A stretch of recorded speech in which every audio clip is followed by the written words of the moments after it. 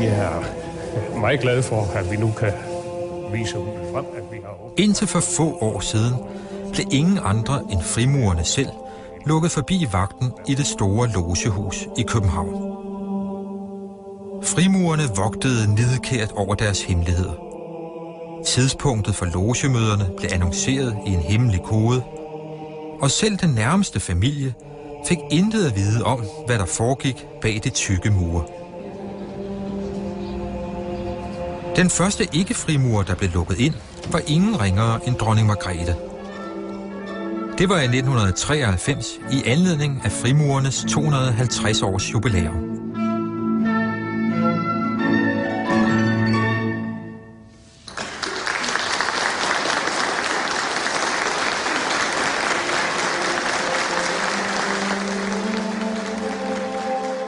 Siden har der ofte været offentlige omvisninger i Stamhuset.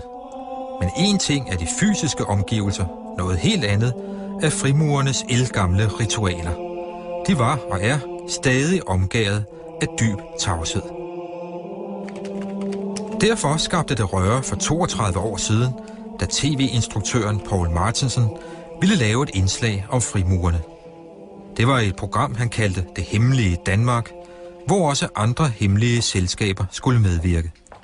Jeg synes, det kunne være spændende at gå sådan lidt antropologisk til værks og kigge på, hvad er det, der gør, at det er spændende for voksne mænd, magtfulde mænd faktisk i mange tilfælde her, at have noget, som er hemmeligt.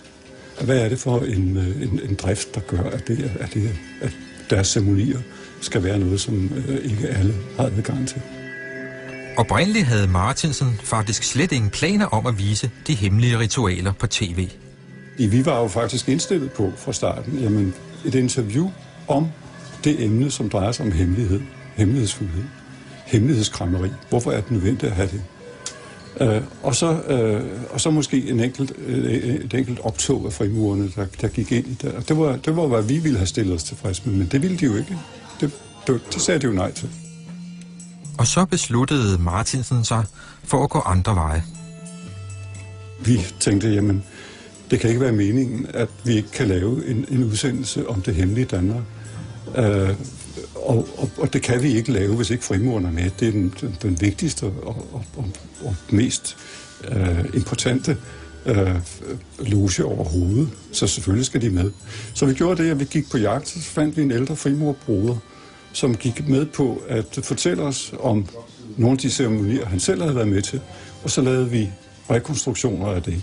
Og den ene, der kommer aspiranten ind og får sådan et bind for øjnene.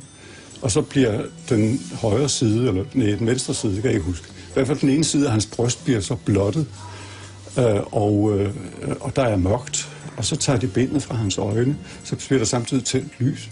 Og så ser han sådan en hel flok af herrer, der står med deres kårer og peger mod hans bryst. Og så bliver der sagt, lad ham se lyset. Og det var altså bare en del af den der måde.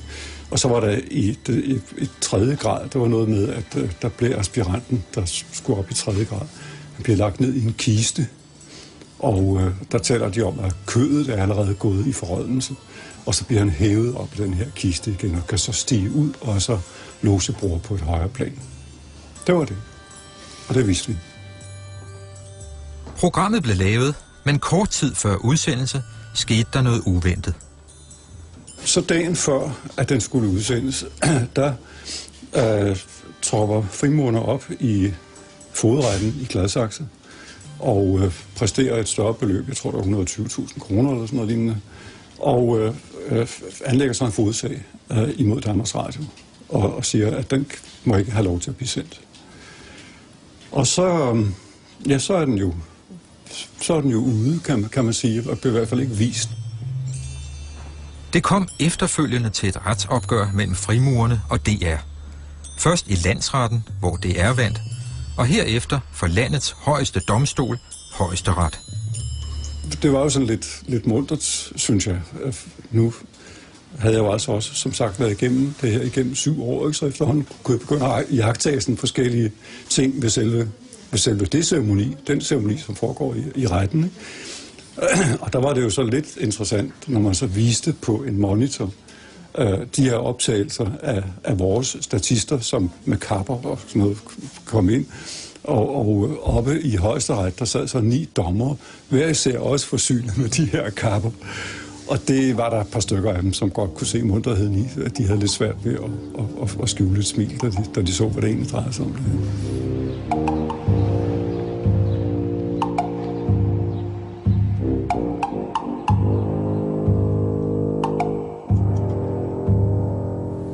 De kender sikkert ikke denne bog. Den er der nemlig ikke ret mange i Danmark, der kender. Bogen rummer navne på 10.000 danske mænd. Det er den hemmelige liste over Danmarks 10.000 frimurere.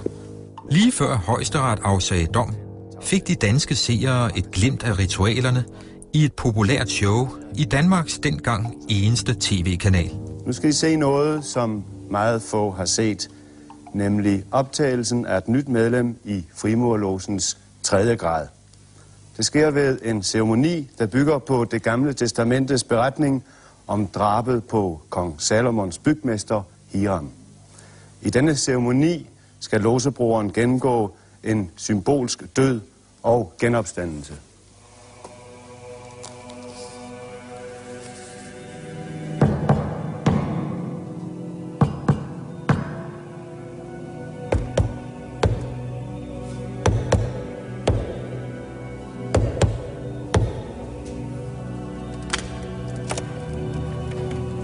Programmet blev sendt direkte, og frimurerne kunne derfor ikke nå at nedlægge fogedforbud mod sekvensen. Hvorvidt ritualet er helt korrekt rekonstrueret, vides ikke.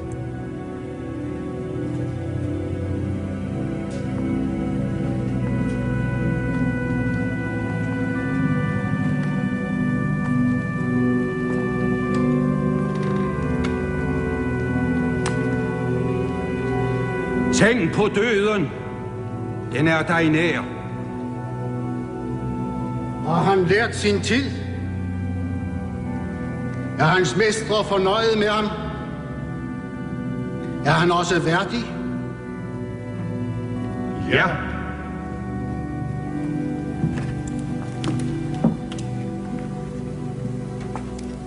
Indslaget varede 3 minutter, og frimurerne protesterede bagefter med et brev, der ligefrem førte til arbejdsnedlæggelse på Danmarks Radio. Det var her i studiet, kanalen skulle have været sendt nu kl. 20 med 60 gæster fra Jylland. I stedet sendes en udenlandsk naturfilm om Madagaskar. Kanalaflysningen skyldes dette brev fra Frimurerordens ledelse til logebrødrene om frimurernes holdning til indslaget om dem i kanalen i sidste uge. Kanalen ville lave et kort indslag om brevet i går, men da kulturafdelingens programchef Werner Svendsen hørte det, krævede han det taget af programmet. Og det førte så til en række møder i TV-byen i dag.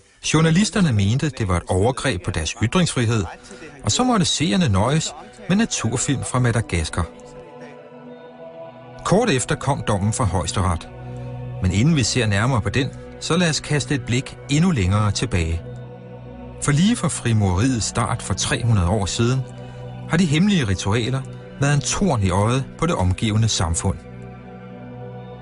Hemmelighedskræmmeriet har ofte været skydeskive for vittighedstegnere. Her visker en abe med frimurernes skødeskin hemmeligheder til nysgerrige grise. Og her bliver et logemøde afbrudt af en tjenestepige, der falder gennem loftet, hvor hun har ligget og lyttet til logebrødrenes hemmeligheder. Andre gange har hemmelighedskræmmeriet udløst folkelige fantasier om, hvad der foregik i logen, fra ritualmord til planlægning af revolutioner. Konspirationsteorierne fik kraftig næring af, at mange af hovedmændene bag den amerikanske revolution i 1776 var ivrige frimurere, og ikke færre end 12 amerikanske præsidenter har været frimurere.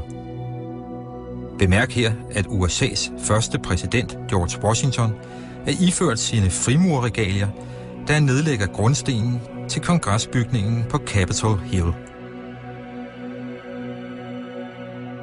Vi har jo fået skyld for mange ting gennem tiden.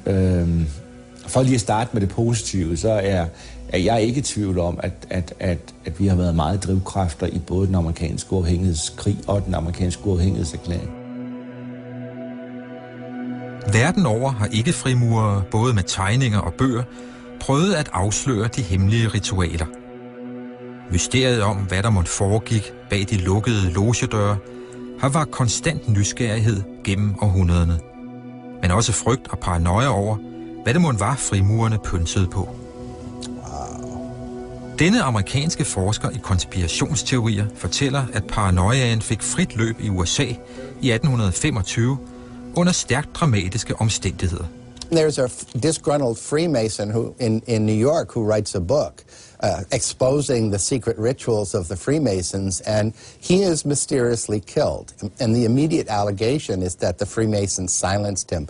And nobody really knows. Maybe yes, maybe no. The evidence is thin. But then there's basically an anti-Masonry party is formed in the U.S., and it sweeps through several states and becomes politically powerful. So the anti-Masonic movement grew very large in a number of states. They ran candidates for public office all the way up to the presidency. They were highly influential in a number of state legislatures in America at the time. So this was not a tiny, marginal movement. This was a major political movement in the United States, the anti-Masonry movement. Folk frygtede, at der bag frimurerne gemte sig en endnu hemmeligere loge, kaldet Illuminati, som ville omstyrte samfundet.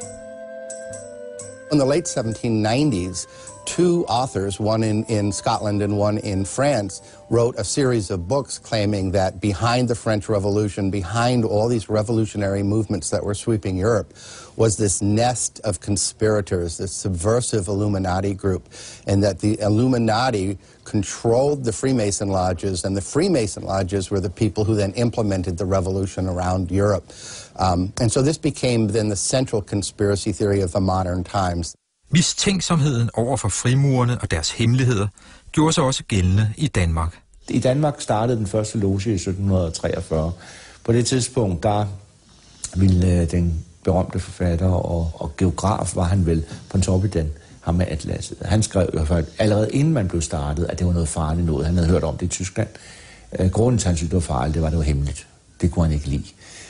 Holberg havde et lidt mere afslappet forhold til ham. Det var logisk, kan man sige, at Holberg var frimur, fordi han var oplysningsmand. Men han havde sådan i sine epistler, der har han på et tidspunkt skrevet, at jeg tror, han skrev på et tidspunkt, der var mand, der var blevet mager af at gå rundt og holde alle de hemmeligheder. Det kunne han da ikke holde til. Om frimurerne og andre hemmelige selskaber skrev Holberg, at de giver anledning til mistanke og derfor ikke gerne kan tolereres i en stat.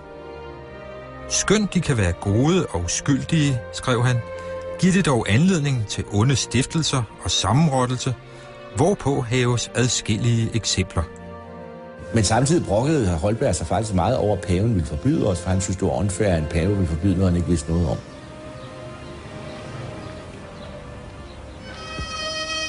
Schalburg-korpset, landsforræderne, tog frimurlogen på Blejdomsvej i København i besiddelse. I danske garderuniformer holdt de vagt foran hovedindgangen. Kun én eneste gang har frimureriet i Danmark været direkte forbudt. Og det var under den nazistiske besættelse. Dog ikke på grund af de hemmelige ritualer, men fordi nazisterne mistænkte frimurerne for at planlægge en verdensrevolution som jødernes forlængede arm.